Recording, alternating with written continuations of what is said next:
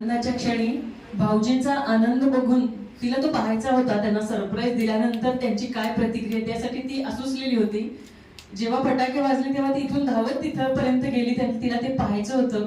तुमचे नवरदेव आला आला पण डोळे बंद करून का नाही आणलं, त्यासाठी पण ती अजून काय म्हणतात त्याला, तिला वाटत होतं की डोळे बंद करून आणायला पाहिजे. तर एवढं तिला सरप्राईज तुम्हाला द्यायचं होतं, त्यामुळे तिची पण डोकडी वळलेली आहे.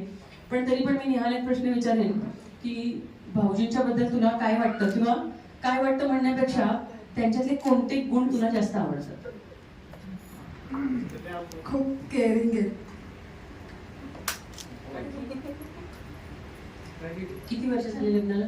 27. मग 27 नक्षत्रांसारखे 27 गुण राहू दे, आणखीन 1-2 गुण. स्वतःची काळजी करत नाही. हा गुण नाहीये, थोडासा अवगुण आहे, पण आहे.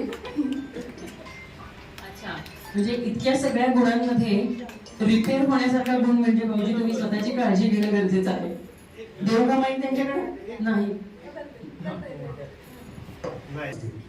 कशाला आपली काळजी करायची?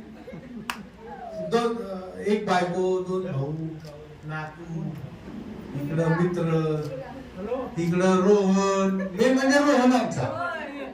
हा, मग अजून काय पाहिजे याच्यापेक्षा? मग कशाला काळजी करायची जीवाची? आपल्या जीवाची काळजी करणारी सगळे जण आहेत. इकडं हा श्री आहे, तो एक उभा आहे माझा नातू, पण तो माझ्याकडे येत नाही. त्याला कॅडबरी दिल्यावर तो येईल. तरी पण नेहाला विनंती, तू काहीतरी आज या निमित्ताने बोला. हमें क्या मालूम इश्क क्या होता है, आप मिले और जिंदगी बदल गई. जिंदगी मोहब्बत में बदल गई.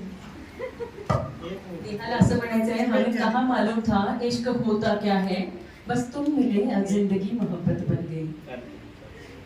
असंच तुम्हा दोघांचं आयुष्य असंच आनंदाने फुलत राहो या शुभेच्छांसह.